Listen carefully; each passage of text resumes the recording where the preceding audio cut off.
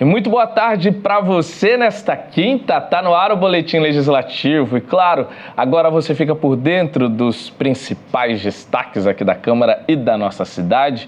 Hoje a gente vai ajudar quem já está se preparando para as férias, hein? Já fez a revisão do carro, tá de olho na sua segurança em casa antes de viajar e sabe o que fazer para entreter os filhos que vão ficar em casa? A gente vai passar todas as dicas, isso e muito mais. Bom, e hoje pela manhã os vereadores realizaram as duas últimas sessões ordinárias do ano, uma para votação de projetos de lei e outra para apreciação de documentos e também debates de assuntos de interesse público. Com isso, o Legislativo encerra o ciclo de reuniões ordinárias, mas aquelas de caráter extraordinário ainda podem ser realizadas. O resumo completo com os destaques das sessões você acompanha amanhã no Semana Legislativa.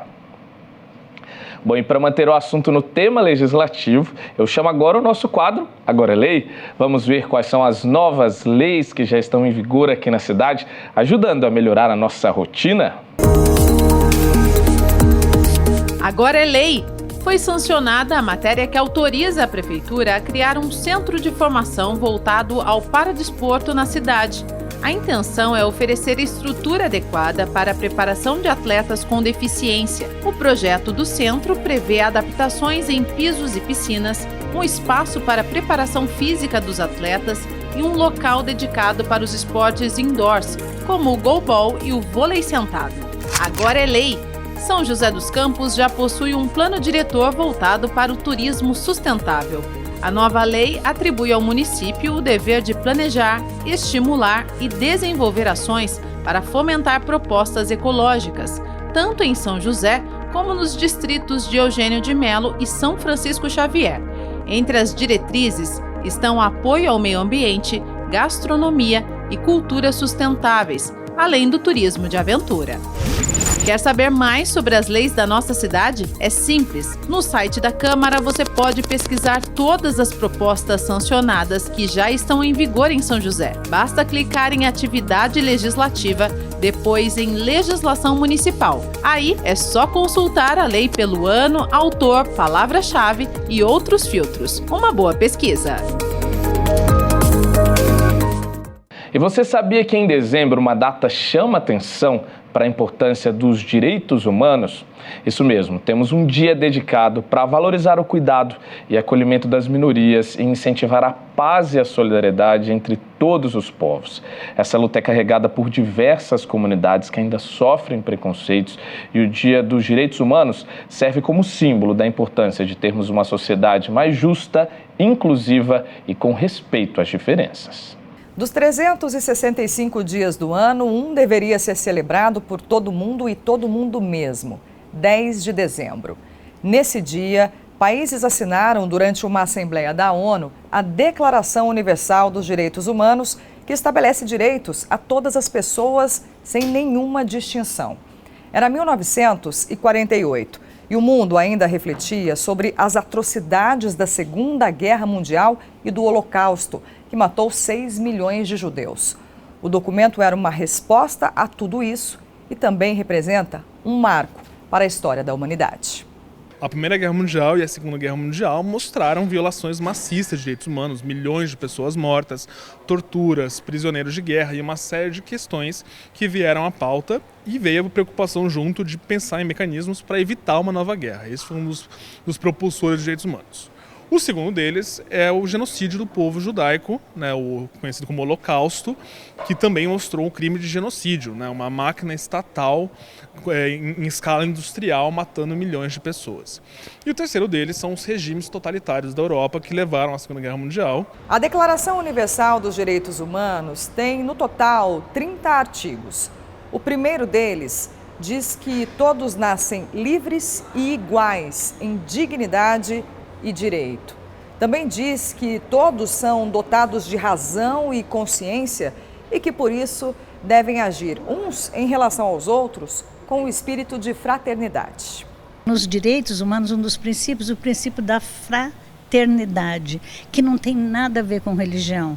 Tem a ver de que eu sou igual a você, portanto eu defendo o seu direito, você defende o meu direito e nós juntos defendemos os direitos de todos, especialmente dos mais vulneráveis, daqueles que não têm voz e não têm força para defender os seus direitos, considerando o princípio da igualdade, o princípio da fraternidade, o princípio da liberdade, da gente ser o que a gente quiser ser.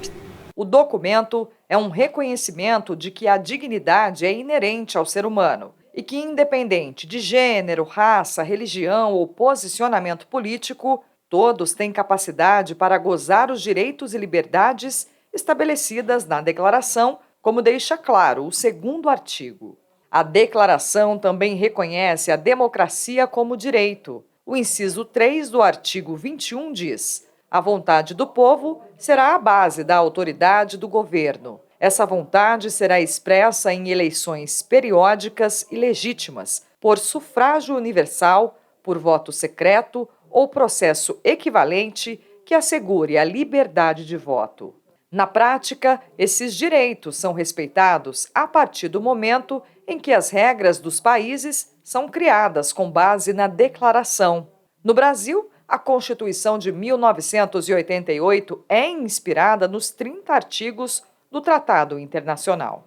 Aqui no Brasil nós temos aí várias conquistas, baseado na concepção dos direitos humanos, como a Constituição de 1988, o voto obrigatório, o voto da mulher está dentro dessa questão dos direitos humanos.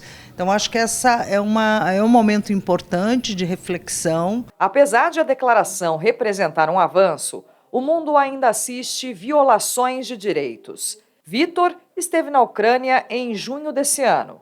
O país foi invadido no início de 2022 por tropas russas.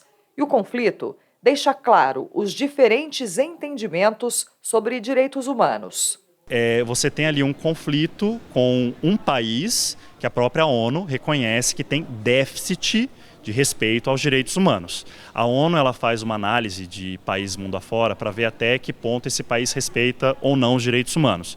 Então, países como, por exemplo, Coreia do Norte, Irã, Arábia Saudita e a Rússia. Os esforços da comunidade internacional para fazer valer a declaração são necessários e a responsabilidade também é de todos nós.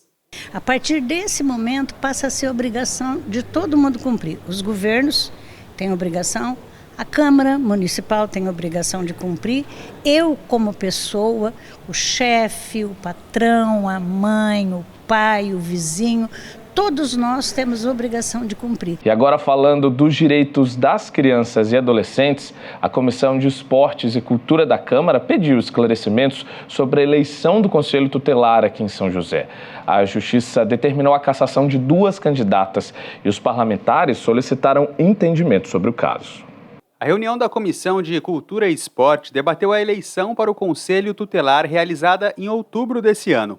O vereador Renato Santiago, presidente da comissão, esteve à frente do encontro, acompanhado pelos vereadores Tomás Henrique, Roberto Chagas, Lino Bispo, Dulce Rita e Walter Hayashi.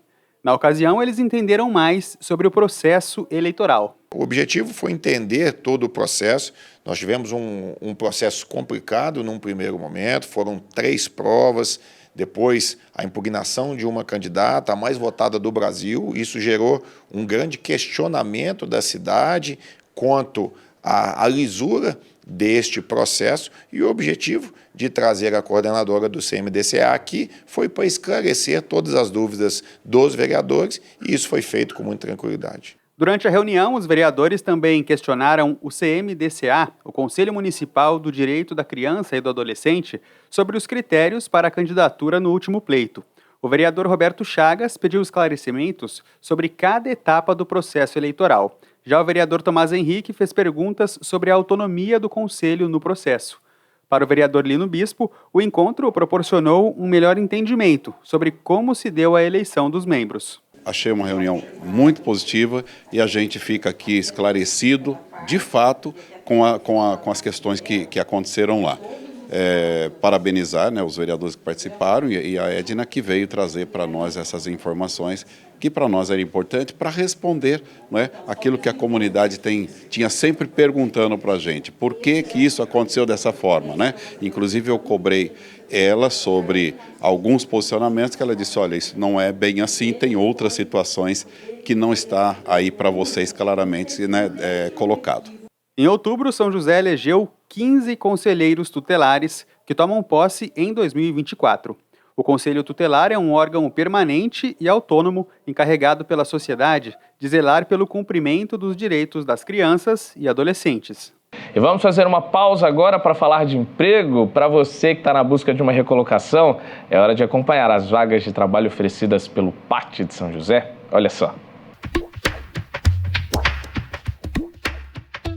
O PAT, o Posto de Atendimento ao Trabalhador de São José dos Campos, tem oportunidades de emprego para ajudante de mecânico de refrigeração, ajudante de obras, ajudante de serralheiro, auxiliar de limpeza, auxiliar de manutenção de elevadores, auxiliar de mecânico de autos, auxiliar de produção, auxiliar técnico de montagem, babá folguista, babá noturno, camareira, chapista de lanchonete, consultor de vendas, controlador de acesso, corretor de imóveis, cortador de mármore, eletricista de refrigeração, empregada doméstica, impermeabilizador, instalador e reparador de linhas aéreas, marceneiro, mecânico automotivo, mecânico de autos, mecânico de refrigeração, motorista, operador de caixa,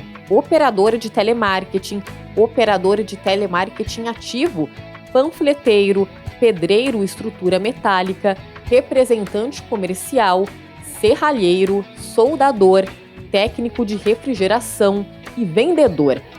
E ainda há vagas para pessoa com deficiência no cargo de operador de telemarketing. Para se candidatar é super fácil, é só comparecer ao PAT levando o RG, CPF, carteira de trabalho e também um cartão cidadão. O PAT fica na Praça Afonso Pena, número 175, no centro.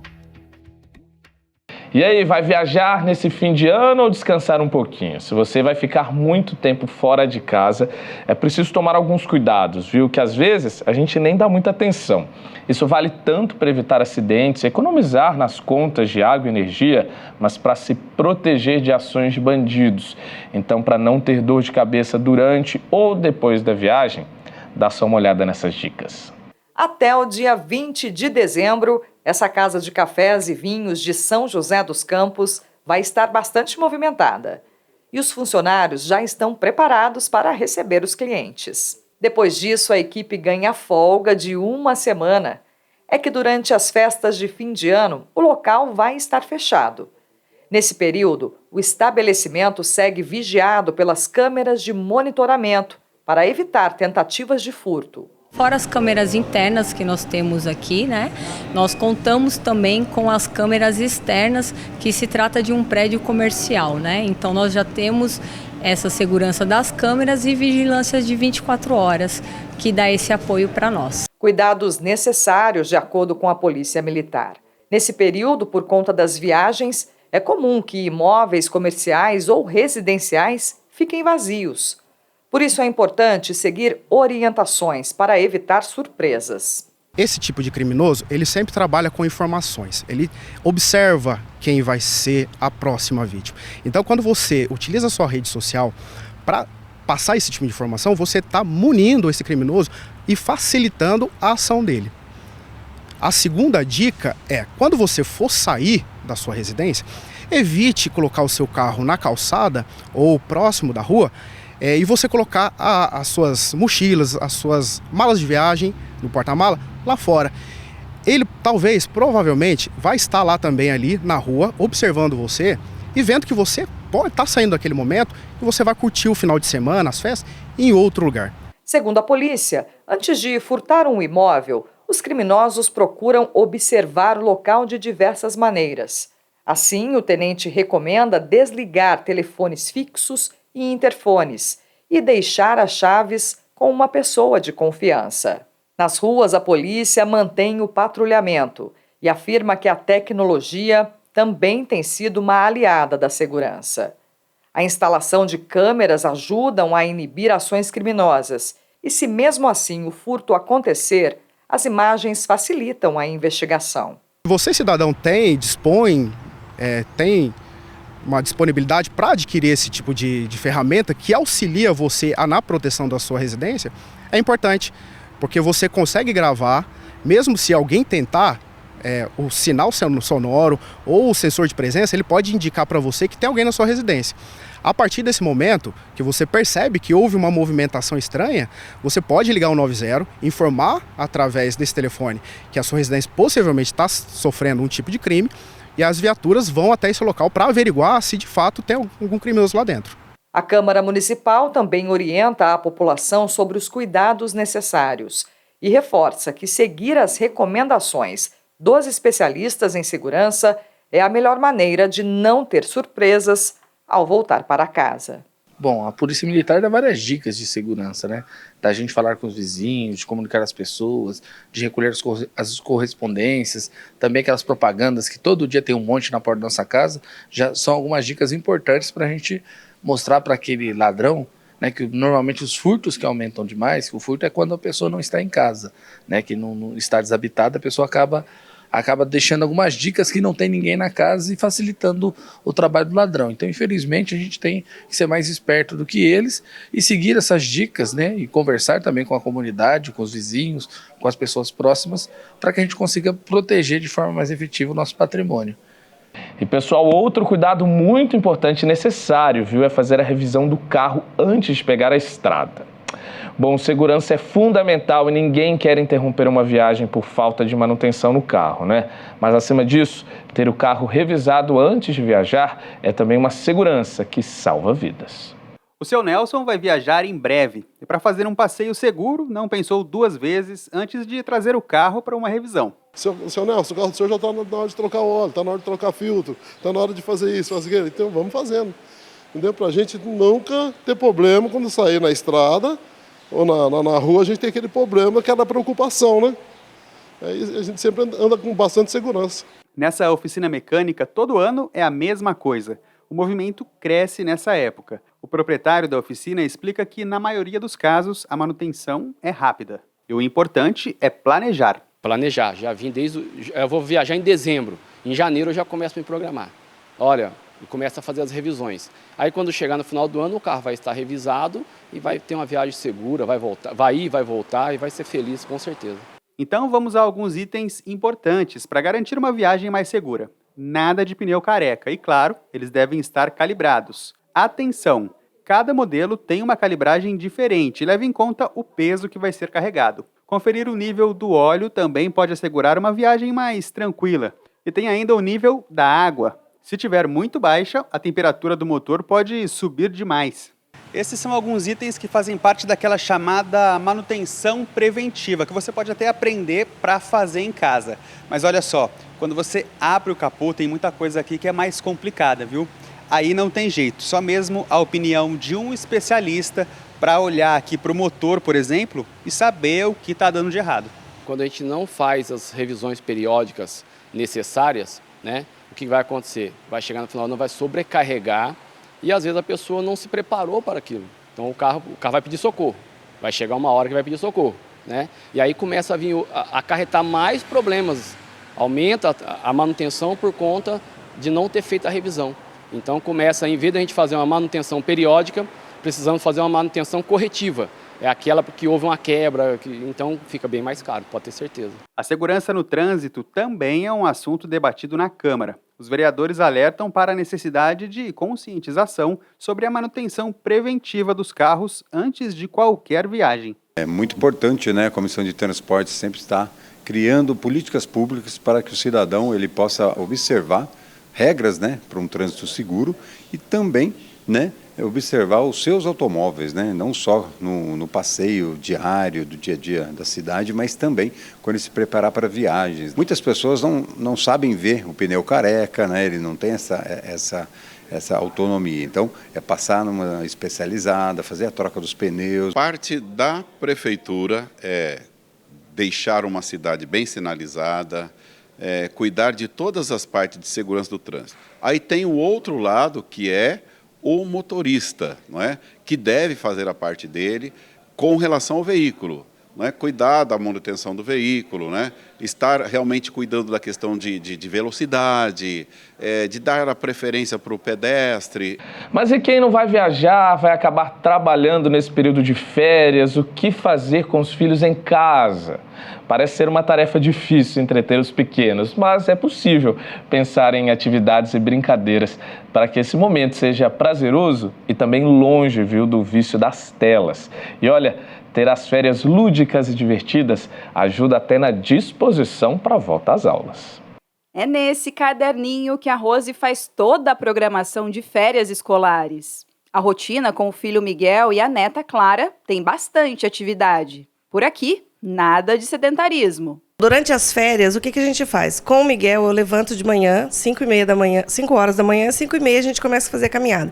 Faz uma caminhadinha até umas 6h10, 6h15, volta para casa, toma café. Aí eu faço a minha rotina de casa, né? Faço almoço, cuido da minha casa e faço uma parte do meu crochê. Aí quando a Clara acorda, daí a gente já tem que mudar tudo. O que a gente faz? A gente dá café para ela e começa a fazer as coisas com ela. O Miguel fica brincando com ela enquanto eu faço o almoço. Após o almoço que começa a rotina maior das brincadeiras de férias. E para que as brincadeiras de férias não caiam na rotina, todo ano a Rose coloca novidades na programação. Esse ano, a Clara, que só tem 3 anos, vai ao cinema pela primeira vez.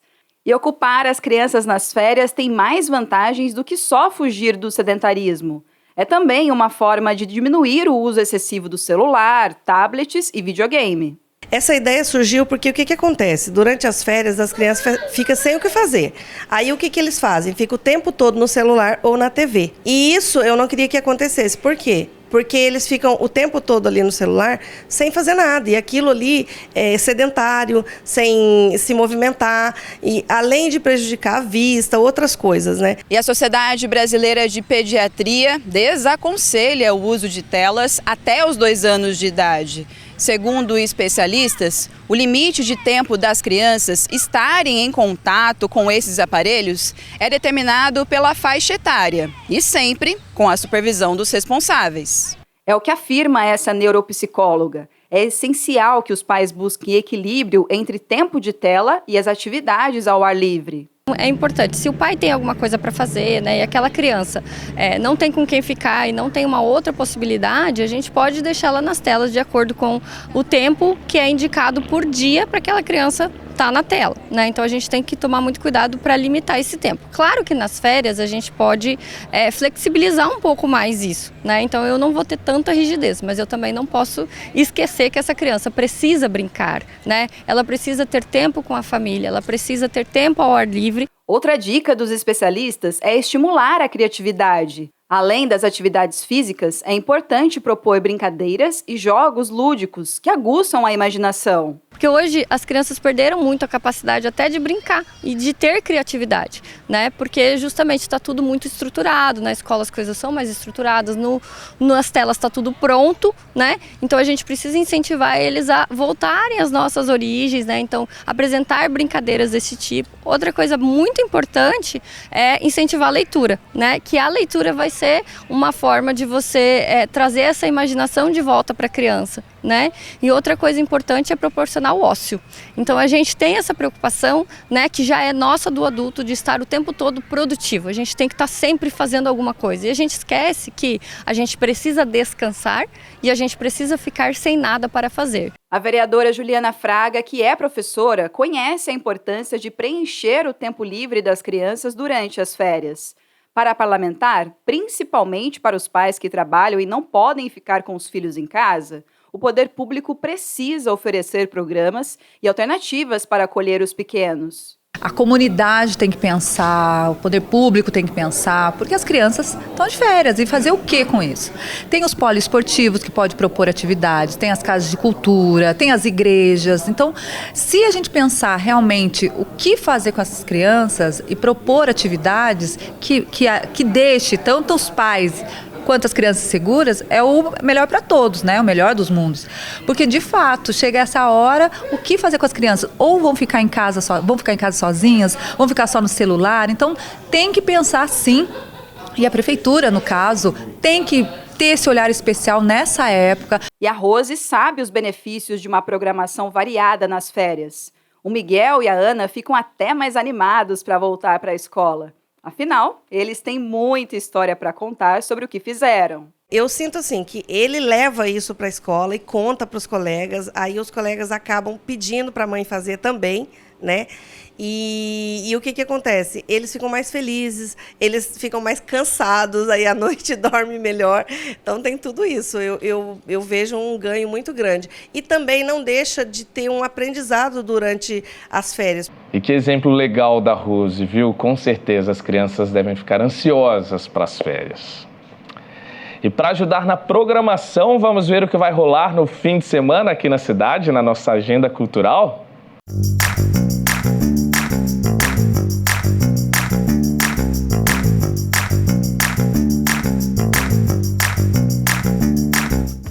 O americano Michael Walker, mais conhecido como Big Walker, é o convidado para a última edição do ano do projeto Blues no Municipal.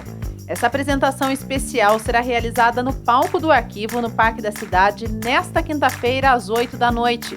O dinamismo do artista é impressionante. Ele canta, compõe, toca saxofone e gaita, e seu estilo é muito versátil, passeando entre o folk, blues, country, soul e rock and roll. Big Walker here, and I'm here in Brazil, and our next gig is going to be at San José de Campos on the 14th of December. Sí, al día vamos a estar en San José dos Campos, en el proyecto de blues no municipal, mas esta vez, el último del año, va a ser en el palco do Archivo, 20 horas. Prefeitura de San José dos Campos y Fundación Cultural Cassiano. Big Walker. Na sexta-feira tem Folia de Reis na cidade. Às 6h30 da tarde, o encontro será no Espaço Cultural Chico Triste. Logo em seguida, a folia segue para a comunidade Santa Cruz para visitar o presépio da Mestre Fatinha às 8 da noite. No domingo, o Sesc recebe o espetáculo Beabá às 5 da tarde. Misturando as linguagens de música, dança, teatro e circo, a montagem traduz em forma e movimento as emoções do universo sonoro do compositor Sebastian Bach. E uma opção natalina para toda a família é a exposição do presépio do Museu do Folclore. Neste final de semana, ele pode ser visitado gratuitamente das 2 às 5 da tarde. O presépio fica aberto até o dia 28 de janeiro, no encerramento do ciclo de Natal. Para encerrar a programação cultural de 2023 do Parque Vicentina Aranha, no domingo, a banda Serial Funkers faz um show dançante com grandes sucessos da música nacional e internacional. No repertório, clássicos de Tim Maia, Michael Jackson, Jorge Benjor, James Brown, Wilson Simonal e muito mais. Não posso ficar nem mais um minuto com você. Sinto muito amor, mas não pode ser. E este domingo é o último dia de apresentação do musical Carmen, a grande e pequena notável, que conta a história da cantora Carmen Miranda. Inspirado no livro homônimo de Heloísa Seixas e Júlia Romeu, o espetáculo conta e canta os 46 anos de vida dessa pequena notável que levou a música e a cultura brasileira para os 4 cantos do mundo.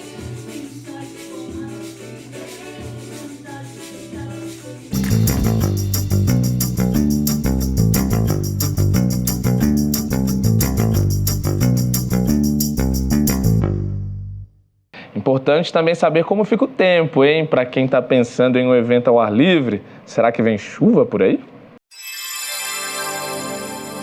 A tarde desta quinta-feira se mantém ensolarada e não deve chover. A máxima é de 32 graus e a mínima de 19. Já amanhã o dia também é de sol com nuvens e à tarde há possibilidades de chuva. A máxima é de 33 com mínima de 19. Então é isso, pessoal. Tá no fim o boletim desta quinta. Uma ótima tarde para você. Não esquece que amanhã tem o Semana Legislativa, o nosso resumão dos assuntos que marcaram a semana na Câmara. As nossas redes sociais estão aqui na tela também para você interagir com a gente, ficar de olho em toda a nossa programação. Até a próxima!